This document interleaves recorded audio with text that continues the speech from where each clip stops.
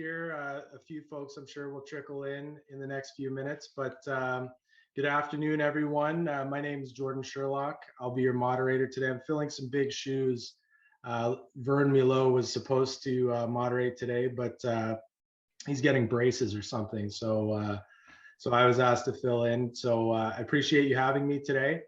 Welcome back. This is our Cheers and Chat program, which is typically an opportunity for us to learn in an informal way, perhaps with a cocktail in hand. I think it's 5 o'clock somewhere, as they say, so feel free. As we go through the presentation, you can submit your questions in the Q&A section at the bottom. Dolores will ping me as we go along, and I can address those with our panel. And if this is a good opportunity to ask questions. We have some pre-written questions, but anything that you'd like to know, then now is the time. Quick thank yous to some of our sponsors. So we have Desjardins as a sponsor, a great supporter of businesses across South Niagara. I actually just refinanced my house here, and it's through Desjardins. So thank you, Neville, very much. It was awesome. Good experience. Also want to thank our tech sponsor, B4 Networks, here in Fawn Hill, just around the corner. Brian LaChapelle and his team do an amazing job and are great supporters of local business. So thank you, Brian. Today's topic is a focus on what we need to know for economic health in 2022 as small businesses. And running a small business myself, this is kind of near and dear to my heart. So I'm interested to hear what our panelists have to say and what kind of questions we get coming through. Without further ado, let's introduce our panel today. So we have Neville Kidd, who is a Senior Account Manager for Commercial Banking with Desjardins. Thank you, Neville, for joining us today. Hello. We have Jeff Neill, who's a partner with Durward Jones Barkwell. Jeff, hello. You're in the Bahamas or somewhere, it looks like. Yeah, so. I'm in sunny Welland, Ontario, and I'm beautiful. Just masking it with some fantasy. Beautiful. And then Dean Spironello, manager of Small Business Enterprise Center for the City of Niagara Falls. Did I get that right? You got that right. Thanks, Jordan. Nice to meet you. Thanks for being on. So thank you all for joining us. So let's dive right in. We're going to try to do this thing inside of an hour here. So I'm just going to preface the conversation today. I hate to continue to bring COVID up. I'm sure we're all sick of talking about it, but I think a lot of today's topic as we move into next year is going to have to do with COVID as a bit of a springboard and a platform for this new world that we're operating in. So bear that in mind as we talk about some various topics here. The first one I'll start with, I always like talking about this from a small business perspective as well as a Niagara perspective, is it's a stereotype that I think we have here in Niagara that is probably broader across Canada, which is being too nice or being too polite as Canadians. And the question that I have, or the topic I want to raise, is with regards to funding and opportunities to get funding as businesses as we grow and try to scale and expand. Something that I noticed during the pandemic was, a litany of loans, grants, and opportunities coming from primarily our government that we could take advantage of just to stay alive and to stay afloat. But I find that those types of things do exist outside of the pandemic, but we're not always the squeaky wheel getting the grease when it comes to those opportunities and those types of programs out there. So how, as small businesses, can we access these types of resources without straining our existing resources? And what or how can we learn from experiences that we garnered during the pandemic when we absolutely needed those funds and those grants? And how can we carry that forward into growth opportunities as we move out of COVID and just back to the regular way of life? So that's kind of a lot, but the idea there is taking advantage of funding and potentially grant opportunities that are out there, either through financial resources or through government. And maybe Neville, we can start with you. That might be something up your alley. Yeah, I think it runs along both the lending platform world in accounting with Jeff and how businesses operate, and we're kind of chatting about it more than once. It's about having financial statements and all their information done and ready and on time with the government. We need these documentations, these forms, and this proved right through COVID as well. Like to access the funds, the companies had to have their financials done. They could not, they couldn't submit stuff that was, expired or a year old. They had to have their financials and everything done ahead of time to access these grants.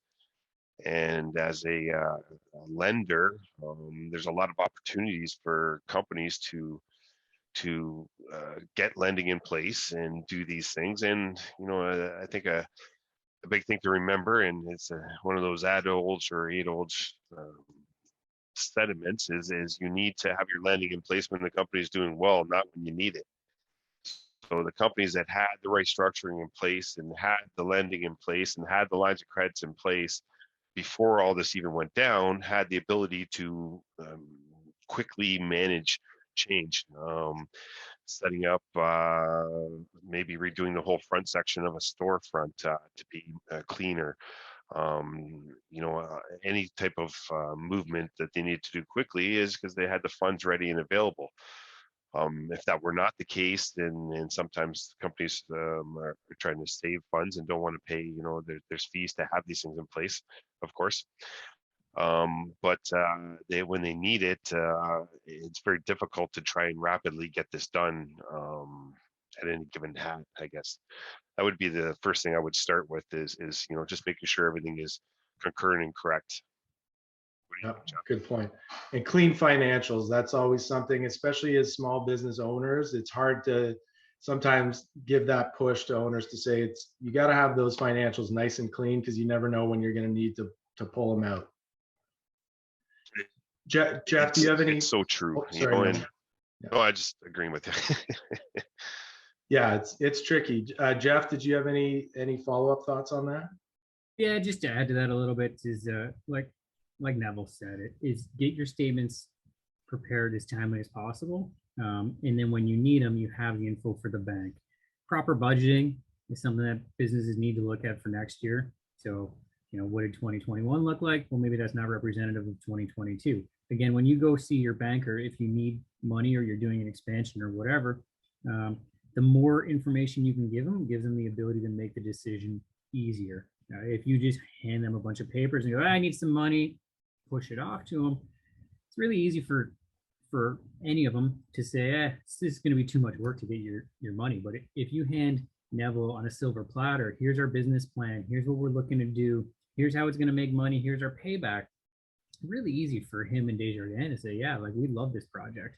We're right there with you. Let's do it. But if you walk to someone and say, yeah, I want to put in a new line in my shop, I don't know what revenue it's going to bring. It's going to cost me $300,000. I know that. I don't know what it's going to do to my wages. I don't know what it's going to do to this or that. Really tough to say, yeah, I want to give you money. Like I have faith in you, because you don't have your ducks in a row. So I think that's very important. On the government funding side of it, there's a couple good websites out there, and I don't know them off the top of my head, but they're Googleable. And there's one I've been on in the past, which gives all the different programs available, and it lists them out. So there's a lot more in film and production or on the R&D side, and you kind of just have to find where you fit, see if you qualify. There's experts out there that'll help you navigate that for their cut of that. Having an accountant that's aware of as much as possible also helps. We get into it a little bit, but most of the time the business owners are on top of that. We have the SR and ED claims. We handle the apprenticeship tax credits, the co-op tax credits, et cetera, et cetera, et cetera. But getting on a couple good mailing lists doesn't hurt that either, as far as to find out when new stuff comes out. Yeah, those are great points. And just to throw another piece into that, I know going back to kind of the excuses that we make sometimes about, oh, that's a lot of paperwork burden and it's a lot of work. I don't have the people or the time to fill all that out. Well, there are resources locally. I mean, you have to give them a cut typically, but that will help find the grants, apply to them, do the paperwork, get some of that burden out of the way. And, it's better than nothing at times. If you have to cut them in a little bit, then it still might be worth it. Absolutely. And maybe we can, if we have any links or anything, maybe we can throw them into the chat or do a follow-up there just to pass that out to the folks on on the call here. Dean, I'll give you a chance to chime in there if you feel like it, but maybe I'll jump to a second question and start with you on this one because it might be up your alley. Sure. So another kind of COVID related one here, but as we move into 2022, something that we've seen a lot of, I think, is what I would call displaced workforces or just disrupted workforces. As we've moved into this remote and virtual world. And that brings us to the question of how do we hire now? How do we make the proper changes that we need to make to hire the folks that we need to still do the job, but maybe be able to take advantage of tapping into what's now become a broader labor pool where we don't need somebody within 20 kilometers of our facility. We could possibly go outside of that range if remote work is an option. And then, as a follow-up question to that, what are some ways that we can invest maybe more deeply in our existing staff as to prepare to not lose them to the broader options that are available out there in a remote world?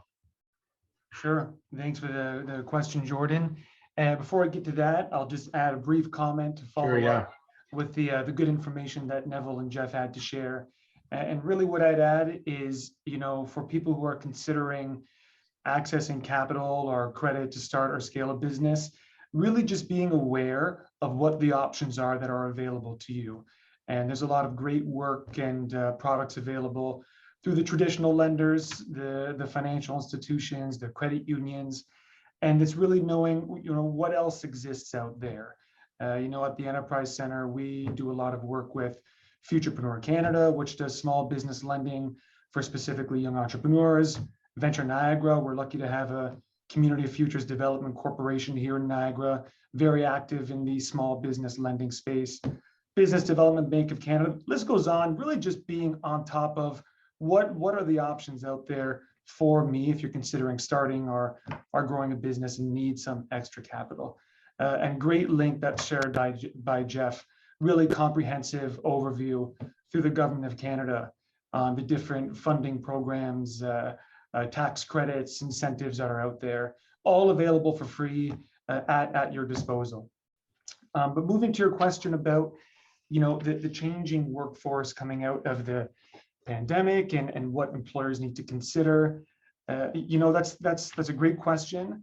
And I hear a lot of it, I'm sure we all have, of clients of ours or businesses within our network that have their own stories about having trouble keeping or finding new staff.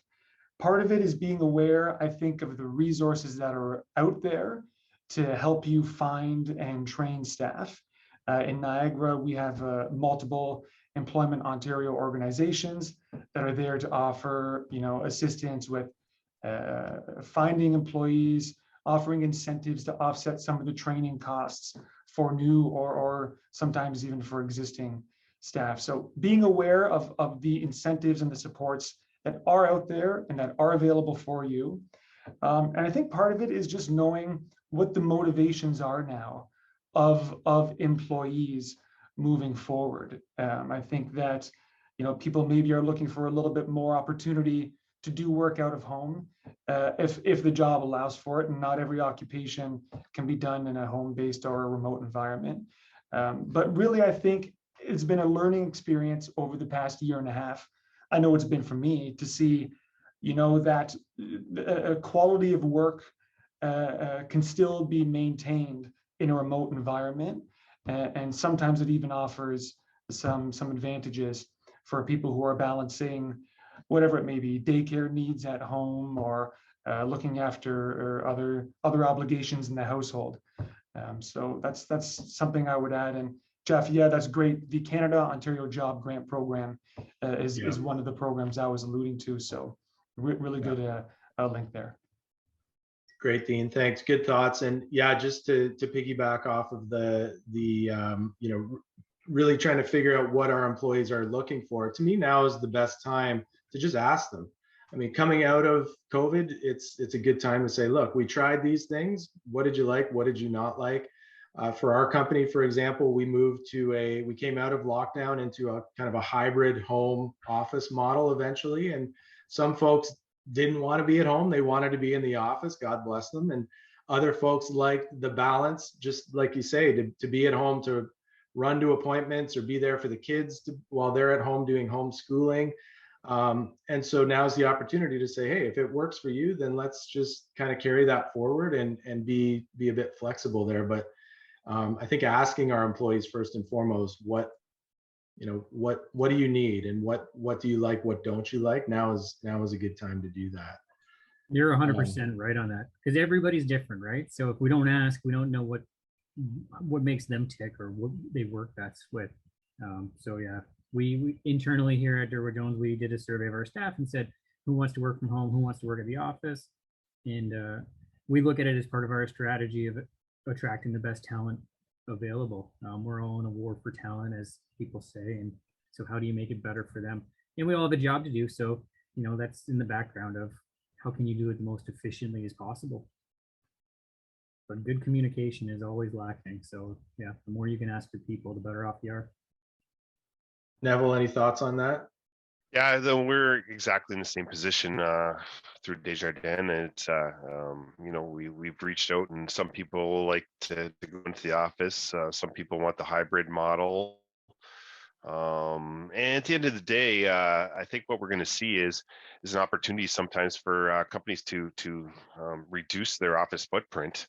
Going forward, and reduce some costs. If they're able to reduce some costs and pass it on back to their employees with increased benefits and things like that, these are fantastic retention devices for key employees and the ability to attract new ones. I think what we're seeing out in the workforce across the board, and I know in our companies it's the same, and everywhere, it's everyone needs to hire right now. The companies that did well through the pandemic did really well, and now are running into supply chain issues. And with supply chain also comes with employees and keeping up with production and production dates and timelines, and these are all the challenges that we're seeing regularly. And I think that all falls back to being structured correctly right from the get-go, and having these plans in place to retain and attract employees. Great points. And all of these points of advice are good things for us as business owners to be thinking about as we develop a plan going into next year. I think to be prepared for that, knowing that it is a much more competitive labor market.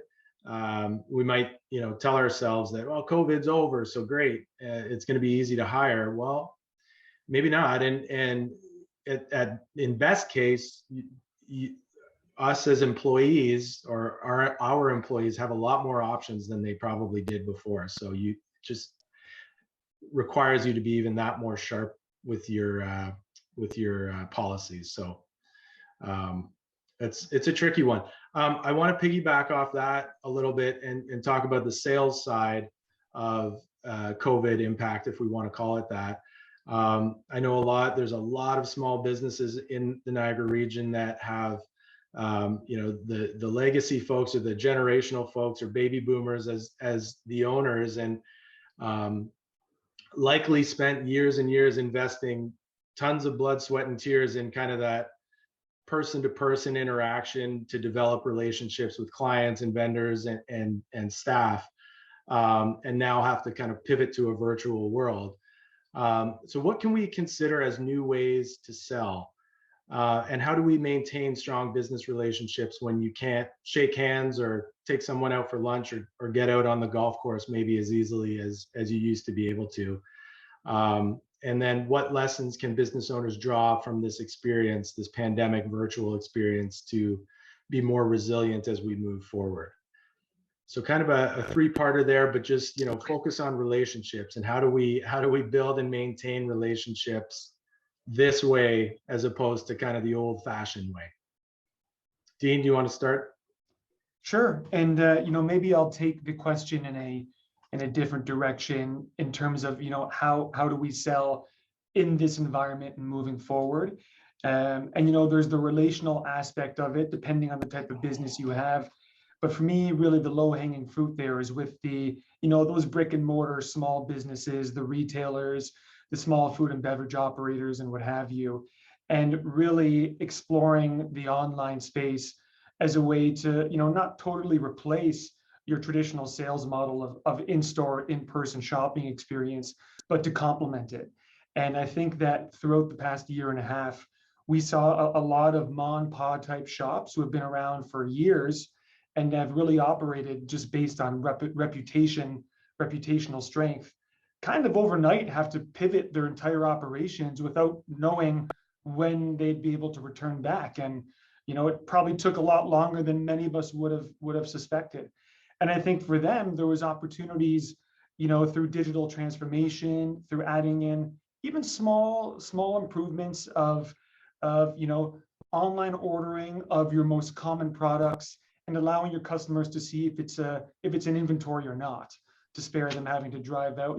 These are small improvements and changes to traditional sales experiences for these brick and mortar operations that I think can be sustained and have a lasting effect on these businesses. That's great. I like your phrase, you know, use virtual not to replace, but to complement. I think that's a great summary right there. Jeff, you've got a lot of clients. How have you been coping with keeping those relationships moving forward? It's definitely tougher in this world to have that relationship, right? Like shaking hands is such a big deal. It never seemed like it before, and it does now.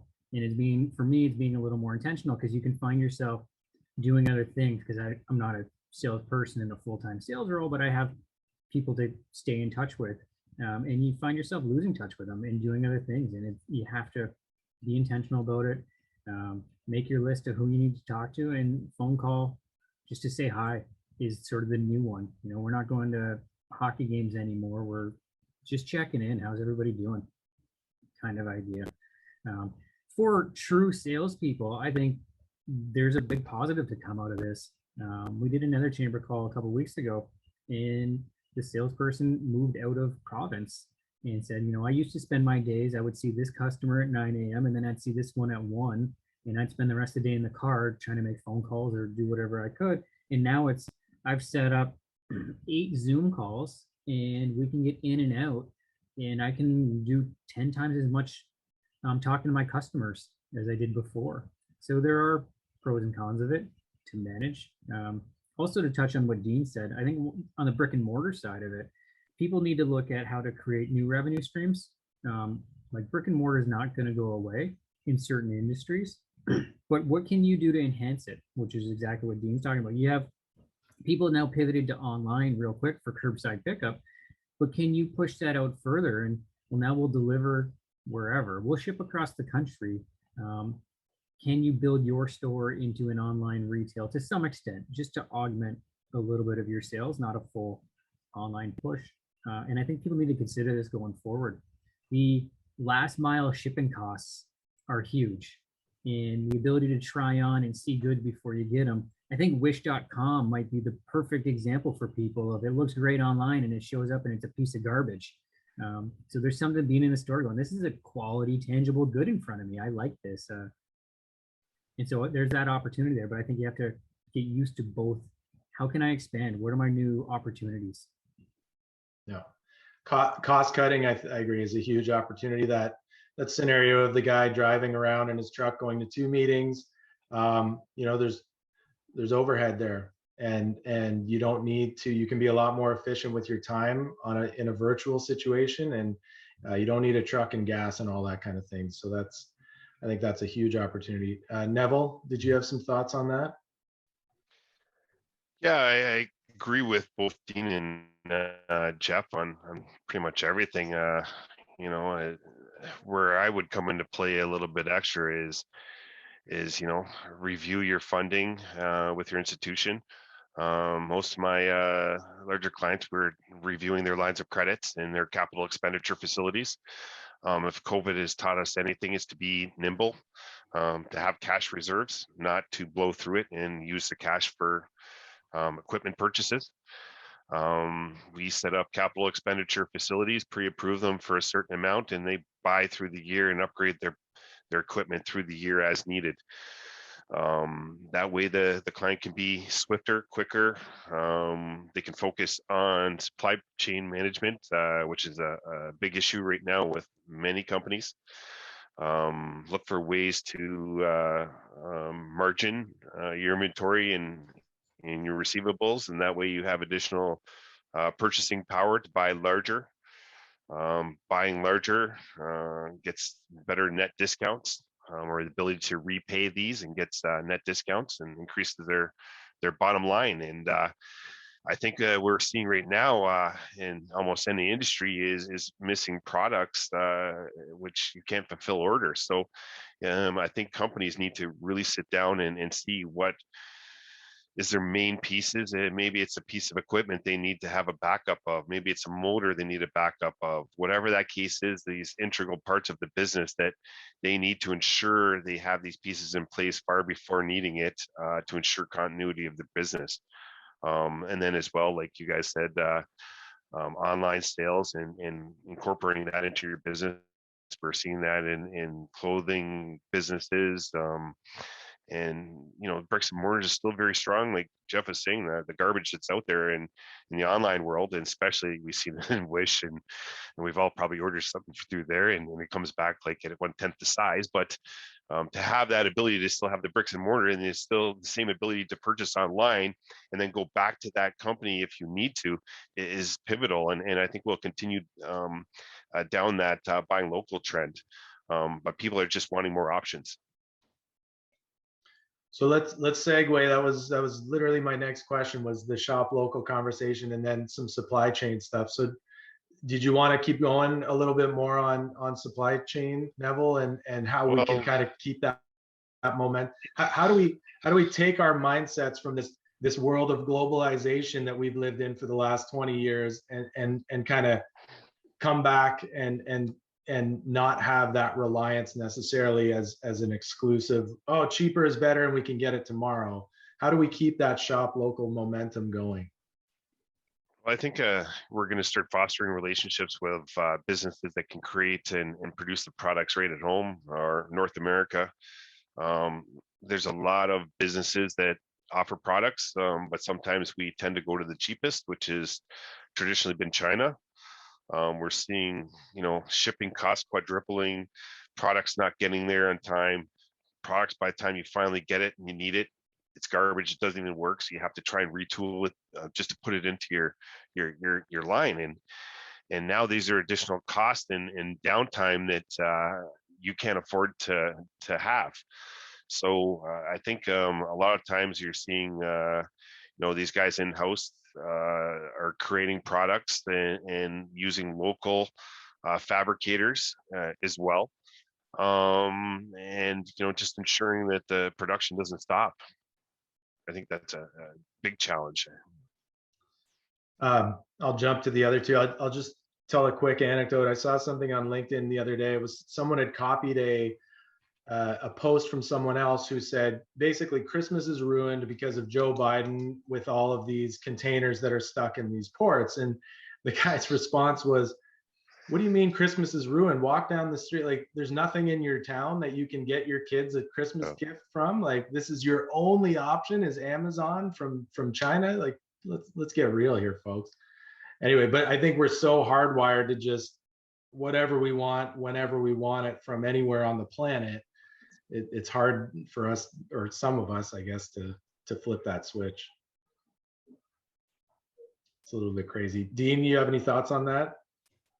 Sure. On the supply chain side of things, one lesson we can take away is to maybe have some contingency planning in place and understand where you are dependent on a certain supplier for either products that you're selling or components to your business and to your processes. So, just realizing where you have that dependence and maybe having alternatives in place in the event that situations arise and you have to quickly pivot for the sake of business continuity, much like Neville was saying.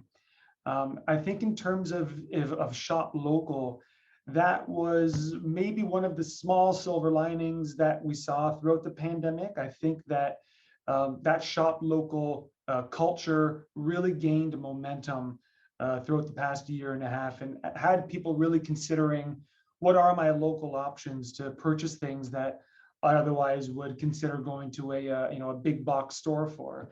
And I think for small businesses, there's some simple things you can do to try and keep that momentum going. I think part of it is, staying active in online and in community online groups, even Facebook groups.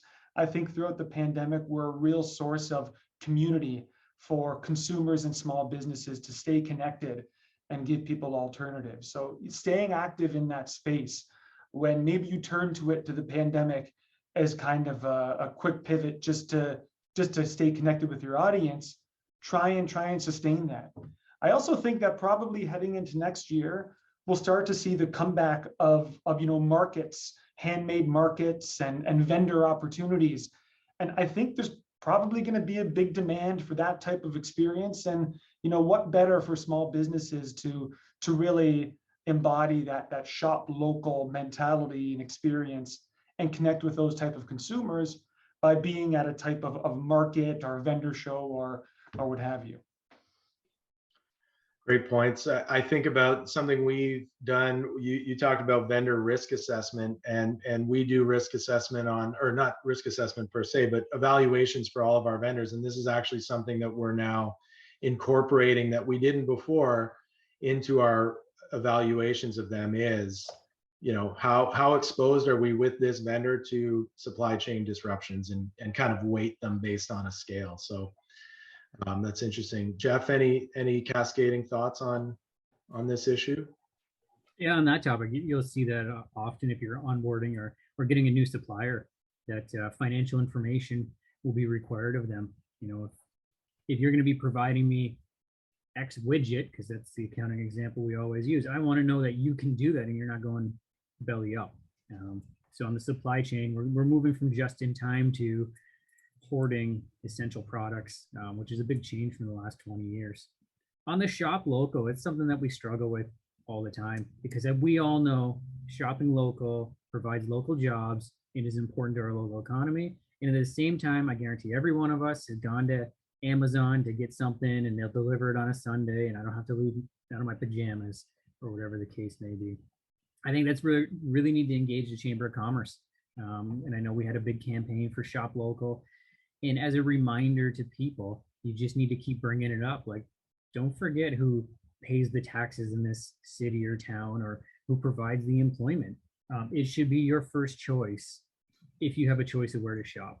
If you're in a pinch or you can't get whatever you need, then you look to the internet. And that's a big ask for people, but I think it's something that they need to be conscious about. And I think the Chamber of Commerce is the key to getting that message out. A shameless plug for the Chamber of Commerce is NiagaraGiftCards.com. So if those Joe Biden containers don't come in time and you want to get something, NiagaraGiftCards.com. We got all our local retailers, or not all of them, but all of them that are members, and more should be members that are on there. You can buy gift cards for these people and let your giftees pick what they want from a local vendor. I love it. Jeff, you just saved Christmas. They call me the Grinch around here, so this is yeah, it's definitely I think a marketing thing as much as anything else. I think for years it was just kind of like, oh well, we can't compete with China or whatever, but now there's a catalyst to say, no, here's why you should be looking at local resources when possible.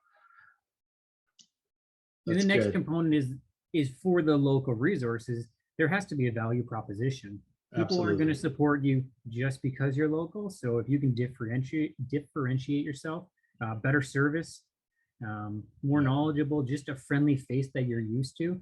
I always buy whatever from Joe because he's so nice to me. You get used to it, right? Or I need help. I have questions on this online. Yeah, you can click, I want that TV. I don't know what the features are or whatever. Or you go to your local TV sales place and talk to the salesperson, and maybe that service is what differentiates you. Sure.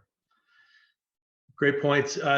This next point is right in line with that, and maybe for the financial guys, are we seeing? How do we feel about vertical integration as again, a jump off point to the buy local concept, but also just to say, look, the more stuff I can do in house, the more I can control my own destiny. Are you seeing business owners coming to you saying, look, I used to outsource this segment of my production process, but I want to bring it in-house now. How do I do that? How do I get the financing? Neville, do you have thoughts on that? Well, we definitely have clients that are looking to do that, and at the end of the day, I think it's smart to look at bringing certain pieces in-house. Now that obviously requires to have your finances in place and everything ready to go. But we look at expansion products on a regular basis for clients, whether that be setting up expansion into a new market, whether that be a new process, or it could be a new equipment line that's coming in to add a new product on hand, whether it may be a warehouse that need to be put onto the facility so that they buy larger items to stock to increase their sales footprint. We see companies that are so busy now that they don't have the space in house anymore, so they need to expand their production as well as the warehousing piece. So you need to be nimble enough to be able to do those pieces and to do those purchases. Have a good working relationship with your financial institution, whoever that may be.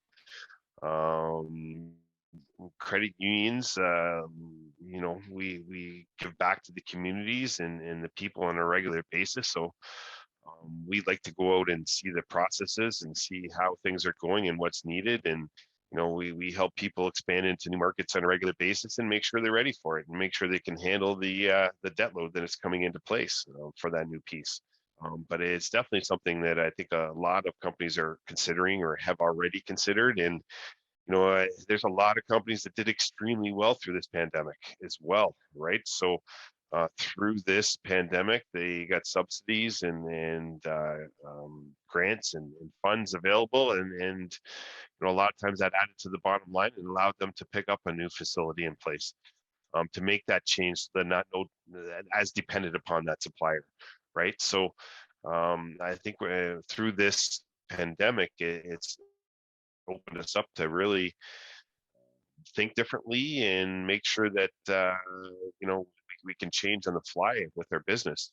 Business planning has never been so important, and not just putting it in the drawer and forgetting about it, revisiting that plan on a regular basis and making sure we can't tweak it, right? Yep. Just looking for efficiencies. Good points. Dean, thoughts?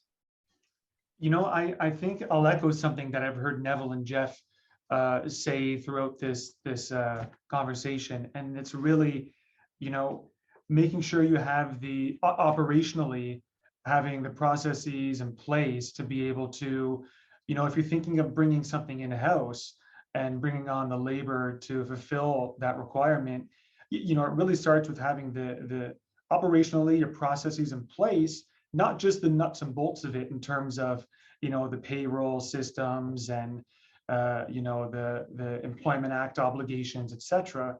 But even considering, how do you properly onboard someone, workplace culture, kind of goes back to our conversation on understanding what employees are motivated by and what their wants are. And I think you need to give new hires, if you're looking at bringing certain things in-house and you need staff, giving new hires an opportunity to be integrated into your business culture and give them the opportunity to thrive and succeed, not just sort of hope that they sink or swim. And training comes into that as well, which you brought up earlier, and all of that. And ultimately that leads to retention, which is all kind of part of what we've been talking about today. So that's great points. Jeff, any thoughts on that? There's a couple ways to look at it. One, it's a risk management aspect, right? If you're bringing it in-house, then you're controlling the production. You're not held hostage by someone else. Now, the flip side of it, is, like Dean was saying, if you can't find the people to do it, you just brought on this whole new thing, and it's going to actually bungle you up. It's not going to be ideal. So a real strong business case needs to be prepared to say, like, can we do this? Are we well suited? I mean, the book Good to Great, I haven't read it in years, but it focused on do what you do best, and don't diversify quite as much and focus on that. So you really need to weigh, does this make sense? Can we do this properly? And if you can, and everything else lines up, then go for it. But to do it on a whim is the scary part, right? Like, you get your advisors in place and make sure everything's lined up and you have your processes and your onboarding, et cetera. Great points. And I think, again, for small business owners, it's likely a scary proposition to bring more processes in-house when I already can't find the labor to do what I do regularly. How the heck am I going to, you know, instill a new process or production line or something like that, and find the bodies and train them and onboard them and integrate them into our culture, et cetera, et cetera. It's a scary thought, but I think all of your points about proper preparation, it starts there. And if we've learned one thing from the pandemic, I think that's the common theme today, as Dean mentioned. I want to save time. We don't have any Q&As coming up here, but I want to save time to give folks the chance to chime in. So I'll bring up one more topic here, and we can dive into that for a minute. And if there's anything else after that, we can bring it up or go flip over to QA. Something that I've been hearing a lot about lately that I've frankly never really understood too much about or been involved in very much is with respect to land designation for residential versus commercial. I think prior to the pandemic, Niagara was booming, so to speak, in terms of folks relocating and just, you know, shortages, frankly, of residential properties available. But now I think with COVID and displacement of folks, it's just taken off even more. So it's a battle and probably a challenge to a lot of local business owners who are looking to maintain or scale their commercial productivity, but bumping into perhaps some of the residential battles that are out there right now. So, you know, what can we do as small business owners to maybe think outside of the traditional brick and mortar, but also maintain that commercial productivity? Neville talked earlier about, you know, additional warehousing as an example for as a strategy to stay ahead of the supply chain disruptions. What advice would you have for small business folks, especially considering the pivot to the virtual world, for maybe not being so reliant on brick and mortar? Dean, maybe we'll start with you on this one. Sure. You know, I think there is, you know, in terms of land designation, I'm not sure if you're approaching that from a planning or zoning point of view, or more so just in terms of the type of building requirements you need to fulfill your product or service. Is it more of that, more of the latter? We can talk about both, but yeah, I was thinking more of the latter. Sure. Okay. Yeah. You know, I think it's really a matter of knowing if you're going to be in the online space, what's within your capacity and what is legal for you to do within your own home space. I mean, I think people would be surprised at some of the home-based businesses and what their sales can be like if they're really on top of their inventory management, which is probably a big piece of that. Really touches into the supply chain issues. And also knowing, you know, in terms of your channels, your sales channels, is retail something that's important to you or not? Because if it is, that's probably going to determine where you're going to consider locating and what your facility needs will be, at least if it's in-person retail. But you know, there's a lot in the online space that can be done without needing a large physical footprint. But obviously, you know, that brings us back to contingency planning, risk mitigation, supply chain issues, making sure you have enough inventory available to you when it's needed to keep on fulfilling your purchase orders or whatever it may be. Jeff, thoughts on that? Are your clients having issues finding available land to scale through? Yeah, currently it's definitely an issue. The need for warehousing is unbelievable right now. And I know that through the chamber recently, we were talking about changing the use of land. There's a application at the region for a change of use of commercial industrial land to residential that we spoke out against. And really it comes down to this land will be needed. If it isn't needed today, it will be needed in the next 10 years for people to expand. Otherwise, we're just going to build houses here without the employment lands we require. And you go back maybe 20 years ago when the city of Welland put all that industrial land and serviced it on the 140, and it sat there for 15 years, give or take, with no bites on it. And then next thing you know, as things change and Welland kind of recovers, it sells out in a year. And then they start a new industrial on Downs Drive, and it sold out in minutes, so to speak. Like the desire for industrial and commercial employment lands are high. So there is a tough balance between residential and that, but it's important. As far as switching to online, that only takes you so far. I think in Welland, we got a new roof truss company that's taking a huge plot of land. They're not going to build those online. So yeah, on the retail side, it's something to think about, but employment lands are very important going forward, and not at the risk of farming lands. We can't deplete our food supply to make jobs. So it's a balancing act for sure. Very tough, very tough. Neville, thoughts? No, I'm pretty much exactly like Jeff. It's a very tough balance, between agricultural, industrial, commercial, residential lands. Designation of lands is it's always been a tedious piece. I got clients regularly looking for certain parts of land, and hot commodities right now are warehousing spaces and pure industrial spaces. It is ramping up, and there's not enough there. So clients are, it's a big challenge. I have some clients that have looked at like an industrial space and they wanted a commercial space, and because of the zoning, the taxes were through the roof. Well, if they went forward with the purchase and the city didn't change the zoning on it, then they couldn't afford the building. Had they been able to change the zoning, taxes would go down in their particular business, and they'd be able to afford things. So it's a challenge just to jump in and rezone lands. We're finding clients looking to do a lot more construction, find the land with the correct zoning in place, and then build what they need. I think like Jeff was saying, that's why some of these industrial lands in Welland took off so quickly, because people were looking for something and they wanted the access to the various markets in which being off the highway allows for, right? And then out in our area, it's fantastic for virtually from rail to plane to the Welland Canal.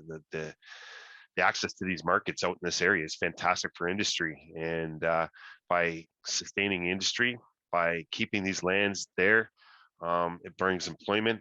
We bring employment, we stabilize our economies locally, you stabilize that housing market, and which will bring younger people to the area and will ensure that it flourishes going forward. These are all really delicate things, and I think that's why we kind of can't jump on changing some of these lands over quickly for developments. When residential developments come into place, that's the last place they want next door is an industry. So they typically are outside areas, and we're seeing a lot of these brownstones, as they used to be referred to, being converted, right? Hamilton's a prime example. But I think it's a very delicate piece, and obviously that's what we have some of these politicians for, right? Yeah, that's what leave it to them to figure out. Yeah, those are great points. And it's a weird chicken and the egg thing, because it's traditionally it was, well, if there's no businesses there, then nobody can move there, because where are they going to work? And now we're kind of flipped where it's like, well, I can work anywhere, so build me a house in Niagara on the lake, and I can live there and work in Toronto and not have to worry about commuting potentially. So it's a strange, very strange balance. But you all Jordan, bring. if I could just really just emphasize an important Sure. point Neville made Yeah. on doing due diligence in the planning and purchasing process, particularly when it comes to zoning matters, and being aware of what land, what uses are permitted within land. It's not always self-evident what may or may not be allowed. So, as a member of a municipal economic development department, we see this come up often. And I think it's really critical, especially if you're making big, capital investments, or that's on your plan, to do that due diligence. And, really, really to echo what Jeff and Neville are saying, in the city of Niagara Falls, we are in the midst of doing an industrial land strategy for, exactly the reasons that Jeff and Neville have mentioned, about the need for more employment lands, and the demands that are currently out there. Great, thanks. Appreciate that, Dean. We're coming up to 4 o'clock here. Maybe we can kind of formally open some Q&A. I've highlighted a couple things that I would say are good summary points from the conversation here today. So virtual is good, but don't use it to replace, but to complement. Use risk assessment in a lot of areas, especially when it comes to supply chain and vendors. Be prepared and plan. I think that was maybe the overarching theme of today. And then use resources that are available to you in Niagara and outside of Niagara. I think we've shared a bunch here just in the chat today that are good resources, but it is that, you've got to go out there and look for these things. They don't always fall into your lap. So they are out there. I think Dolores is still on the line somewhere here. I don't know if we have any Q&A stuff that's come into you. I don't see anything in the Q&A Don't have box. any, Jordan. Okay. So maybe some closing remarks from each of you would be great. Sure. Okay, great. Neville, let's start with you. Well, thanks, Jordan. Basically listening to everybody as well. I think a lot of things that small business owners get caught up in is time management. They don't have the time to get to the financials. They don't have time to, get into retraining or retooling or whatever the case may be. Look for efficiencies within your business. There's all kinds of different strategies, and even your financial institutions, getting into payroll processing, getting a bookkeeper in place, working directly with your accountant. Get those things off your plate if you have, if you're looking for time. Payroll solutions is a huge one that people try and write checks out monthly. You can get all that done for you. And all the remittances are done ahead of time. Get that off your plate. That opens time up to look at your plan, look at your business, which I think is always a key to success, is to get that plan into next year. Spend some time looking for those efficiencies, and revisit that plan on a regular basis. And and once you have all those pieces in place, then getting your financials will be easy.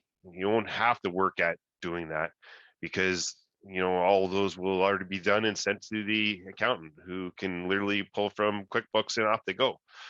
Right. So there is ways to make your life easier. It's just to change some of these habits.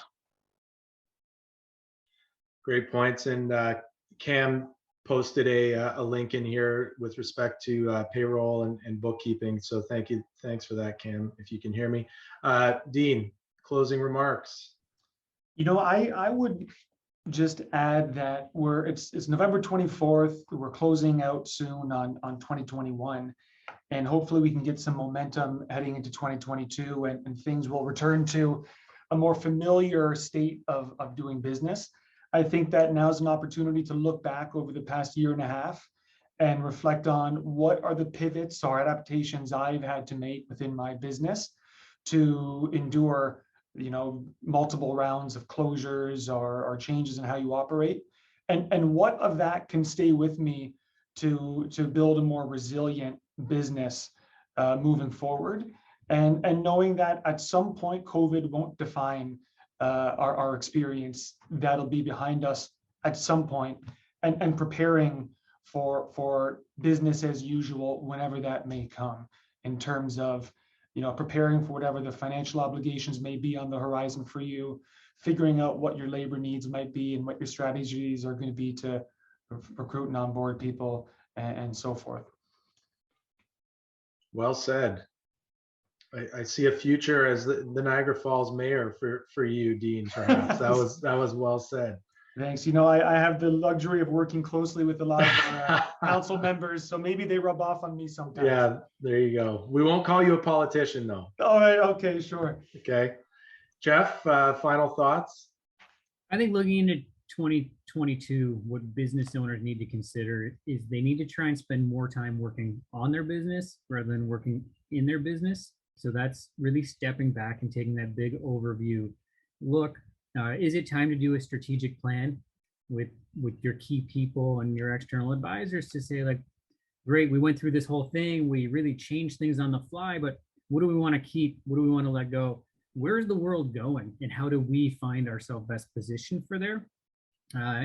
If they're not ready to do that whole strategic plan exercise, at a minimum, make sure your budgets for next year are as detailed as possible. We have possible minimum wage hike coming in on January 1, CPP changes coming that are going to cost more money.